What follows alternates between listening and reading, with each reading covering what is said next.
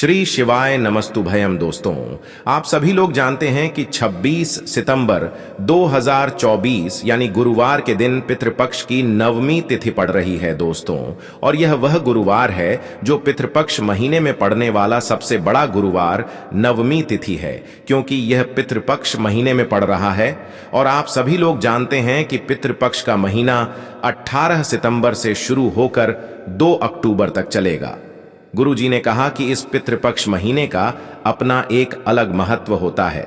पितृपक्ष महीने में आपके पितर इस धरती पर आते हैं, और अगर हम उनको प्रसन्न करने के लिए कोई भी उपाय करते हैं तो वह आपसे प्रसन्न हो जाते हैं। तो दोस्तों, इस गुरुवार नवमी तिथि के दिन आपको यह उपाय अवश्य ही करना चाहिए। और दोस्तों, आप सभी लोग जानते हो, पितृपक्ष गुरुवार नवमी तिथि का अगर सबसे बड़ा कोई उपाय है तो वह एक चुटकी काला तिल वाला उपाय है। तो दोस्तों, इस गुरुवार नवमी तिथि के दिन आप लोगों को इस एक चुटकी काला तिल वाला उपाय को जरूर करना है। बहुत सारे लोग होंगे जिन लोगों ने इस उपाय को ना किया हो, मतलब पूरा साल निकल गया, उन्होंने किसी भी दिन इस एक चुटकी काला तिल वाला उपाय को ना किया हो। पर दोस्तों, आपके पास एक आखिरी मौका बचा हुआ है, जो कि 26 सितंबर पितृपक्ष गुरुवार नवमी तिथि के दिन है। तो इस दिन आप लोगों को इस वाले उपाय को जरूर कर लेना है। भले ही आपने पूरे साल भर इस उपाय को ना किया हो, पर अगर आपने इस श्राद्ध पक्ष महीने की पितृपक्ष गुरुवार नवमी तिथि के दिन अगर इस वाले उपाय को कर लिया, तो आपको इस उपाय को करने का वह फल मिलेगा जिसकी आपने कभी कल्पना भी नहीं करी होगी। इसीलिए आप लोग इस वाले उपाय को एक बार जरूर कर लेना, ताकि आप लोगों के हाथ से यह मौका ना जा सके और आपको इस उपाय को करने का फल मिल सके। दोस्तों, यह उपाय पंडित जी ने अपनी अभी की ही शिव महापुराण की कथा में बताया है, जिस उपाय को आज हम आपको बहुत अच्छे से समझाने वाले हैं। इस वीडियो को देखने के बाद इस उपाय को समझने के लिए आपको कोई और वीडियो को देखने की जरूरत नहीं पड़ेगी। तो चलिए दोस्तों, उपाय को शुरू करते हैं। देखिए, यह इस पितृपक्ष महीने के गुरुवार नवमी तिथि के दिन यह इतना खास होता है, इतना महत्वपूर्ण होता है। देखा गया है कभी कभी बड़े बड़े पूजा पाठ अनुष्ठान से जो मनोकामना पूर्ण नहीं होते, वह पितृपक्ष महीने के दिन एक छोटे से उपाय करने से ही आपकी मनोकामना पूर्ण हो जाती है। और बहुत सारे लोगों ने इस उपाय को किया भी है, और उनको इस उपाय को करने का फल भी जरूर मिला है। अगर आप लोग भी इस उपाय को करना चाहते हैं तो आप इस उपाय को पहले अच्छे से समझ लेना, सुन लेना, उसके बाद करना। आपको इस उपाय का फल जरूर मिलेगा। और इस उपाय को कर लेने से आपके घर में चाहे किसी भी प्रकार की दुख और समस्या क्यों ना चल रही हो, आपको उसका कारण भी नहीं पता है कि भाई यह समस्या किस कारण से चल रही है, उसका कुछ भी कारण हो सकता है। जैसे पितृदोष हो सकता है, या किसी भी तरह का मंगल दोष भी हो सकता है। तो इस दिन आप लोगों को एक चुटकी काला तिल वाला उपाय कर लेना है। यह एक ऐसा उपाय है जिस उपाय को अगर किसी विशेष दिन पर किया जाए तो भाई उस विशेष दिन का जो है वह तो हमें मिलता ही मिलता है। पर हमने उस दिन पर इस एक चुटकी काला तिल वाला उपाय को किया है तो हमें उससे भी बड़ा फल मिलता है, और फल बहुत जल्दी मिलता है, क्योंकि आप इस उपाय को बहुत ही बड़े और विशेष दिन पर कर रहे हो। तो चलिए अब उपाय के बारे में बात करते हैं, लेकिन उससे पहले आप लोगों को यह जानना आवश्यक है कि आखिर यह उपाय किस समय करना है, किसको करना है और कैसे करना है। तो चलिए हम आगे आपको वीडियो में एक एक करके बता देते हैं। लेकिन उससे पहले अगर आप लोग हमारे चैनल पर नए हैं तो हमारे चैनल को सब्सक्राइब कर लेना, और इस वीडियो को लाइक करके कमेंट बॉक्स में श्री शिवाय नमस्तुभ्यम ओम नम शिवाय जरूर टाइप कर देना। तो दोस्तों, इस एक चुटकी काला तिल वाला उपाय को हमें इस पितृपक्ष महीने के गुरुवार नवमी तिथि के दिन कैसे करना है, किसको करना है, किस समय करना है और कहां पर करना है, यह सारे सवालों के जवाब आपको इस वीडियो में मिल जाएंगे। और जो यह वीडियो देखेगा भाई, उसको एक चुटकी काला तिल वाला उपाय जरूर करना चाहिए, क्योंकि इस दिन काला तिल का भी बहुत ही बड़ा और विशेष महत्व होता है। और जब बात आ जाए एक चुटकी काला तिल वाला उपाय की, तो यह सोने पे सुहागा वाली बात हो जाती है, और यह एक बहुत ही बड़ा उपाय हो जाता है इस पितृपक्ष महीने के गुरुवार नवमी तिथि का। तो अब दोस्तों, इस एक चुटकी काला तिल वाला उपाय को आखिर करना किसको है, सबसे पहले हम लोग वह बात जान लेते हैं। तो देखो, घर की जो बड़ी माताएं बहनें होती हैं, उन माताओं बहनों में से कोई भी एक बड़ी माता बहन इस वाले उपाय को कर सकती है। और दोस्तों, अगर आप चाहे तो अपने घर में से सभी सदस्यों को भी इस उपाय को करवा सकते हैं। अगर किसी व्यक्ति की खुद की कोई मनोकामना है, खुद की कोई दुख और परेशानी है जो कि वह अपने लिए ही करना चाहता है इस वाले उपाय को, तो वह खुद अपने लिए भी कर सकता है।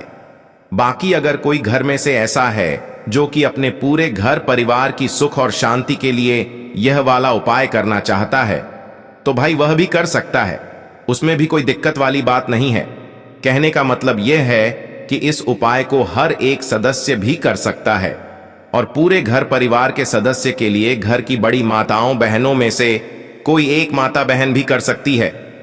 माताएं बहनें अगर घर में उपस्थित ना हो या वह यह वाला उपाय ना कर पा रही हो, तो फिर घर का कोई बड़ा सदस्य भी इस एक चुटकी काला तिल वाला उपाय को कर सकता है, चाहे फिर वह पुरुष ही क्यों ना हो। उसमें कोई भी दिक्कत वाली बात नहीं है। उसके बाद में दोस्तों जो अगला प्रश्न निकल कर आता है वह यह आता है इस उपाय को लेकर कि आखिर इस उपाय को हमें किस समय करना है, सुबह के समय करना है कि शाम के समय करना है। तो देखो, इस वाले उपाय को आप लोग सुबह के समय भी कर सकते हो और शाम के समय प्रदोष काल में भी कर सकते हो। अब अगर आप पूछो कि भाई साहब सबसे उत्तम समय कौन सा रहेगा इस एक चुटकी काला तिल वाला उपाय को करने का, तो हम आपसे बस यही कहेंगे कि इस उपाय को आप सुबह के समय करेंगे तो ज्यादा बेहतर होगा।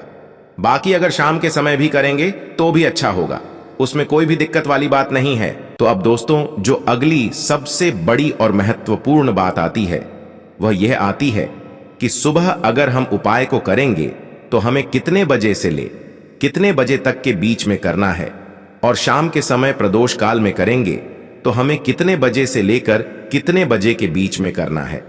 तो देखो, सुबह जितनी जल्दी हो सके आप उपाय को करने की कोशिश करना। बाकी अगर किसी कारणवश लेट भी हो जाओ, थोड़ी देर भी हो जाए, तो 10 या 11 बजे तक भी आप उपाय कर लेना, पर 12 बजे से ज्यादा देरी ना हो। ठीक है, इस बात का ध्यान रखना।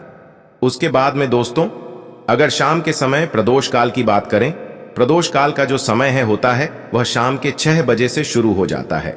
मतलब शाम के 6 बजे से लेकर 7 बजे के बीच का जो समय होता है यह समय प्रदोष काल का समय होता है। इस उपाय को 7 या 8 बजे के बीच में भी कर सकते हो। मतलब शाम के 6 बजे से रात 8 बजे के बीच में आप कभी भी इस वाले उपाय को कर सकते हो, उसमें कोई भी दिक्कत वाली बात नहीं है।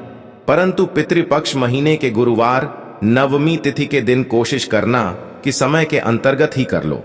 किसी कारणवश ना कर पाओ तो थोड़ा देरी से भी कर सकते हो, आपको उपाय का फल जरूर मिलेगा। दोस्तों अगर आपके घर में पैसों की कमी लगातार बनी हुई है, आपके घर में लड़ाई झगड़ा क्लेश हो रहा है, तो ऐसा समझ लीजिए कहीं ना कहीं आपके पितृ नाराज हैं।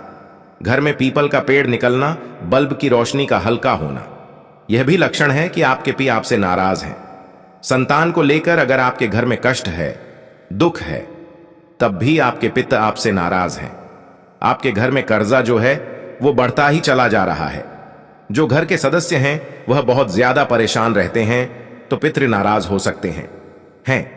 अब ऐसा उपाय आपको बताने वाले हैं कि पितृ भी प्रसन्न हो जाएंगे, साथ ही साथ शनिदेव की कृपा आपको मिलेगी और आपकी कुंडली में कोई भी ग्रह अगर ठीक नहीं है, संतुलन में नहीं है, वह भी ठीक होगा और कभी आपके पास धन संपदा की कमी नहीं होगी।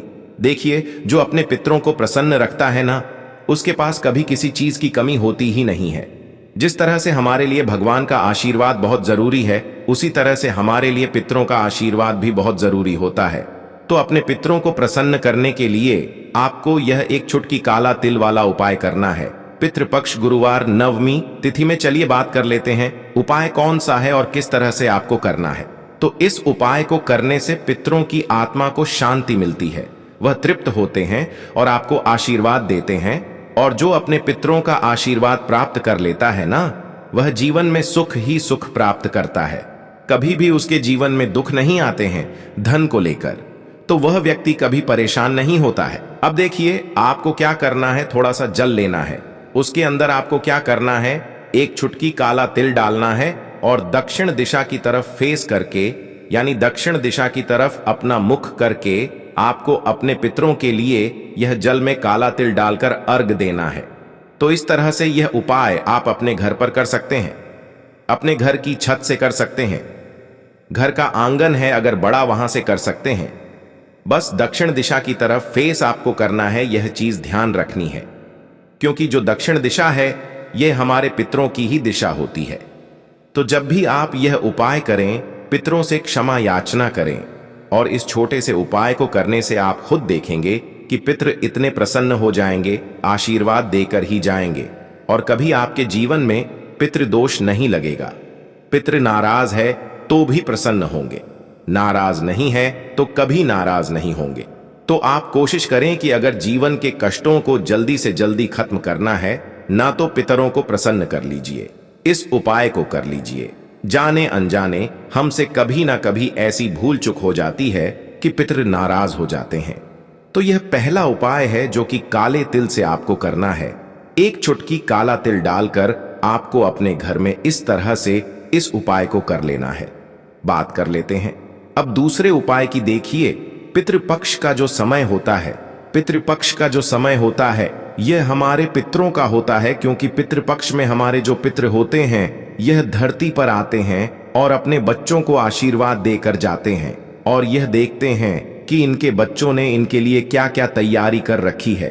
अब अगर आप इनके लिए तैयारी करेंगे, इनकी पूजा अर्चना करेंगे, उपाय करेंगे, तो ये इतना आशीर्वाद आपको दे जाते हैं कि ऐसा समझ लीजिए दुख कष्ट आपके दरवाजे तक नहीं आते हैं, आपके द्वार तक नहीं आते हैं। इसीलिए कहते हैं पितरों का आशीर्वाद बहुत जरूरी है, क्योंकि जिसे पितरों का आशीर्वाद मिलता है वो अपने जीवन में सुख धन सब कुछ बहुत आसानी से प्राप्त कर लेता है। अब देखिए, हमारे घर में जहां पीने का पानी रखते हैं यह हमारे पितरों का स्थान होता है ना?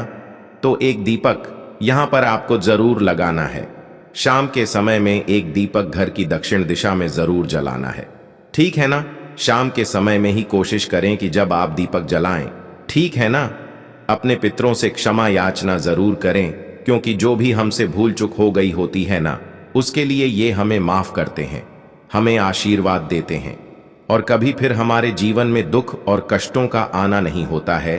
तो अपने पितरों को प्रसन्न करने के लिए पितृपक्ष में यह दीपक वाला उपाय तो आपको जितने ज्यादा दिन आप कर लेते हैं उतना उत्तम रहता है। इसी के साथ मुख्य द्वार पर दीपक लगाना बिल्कुल ना भूले, ठीक है ना?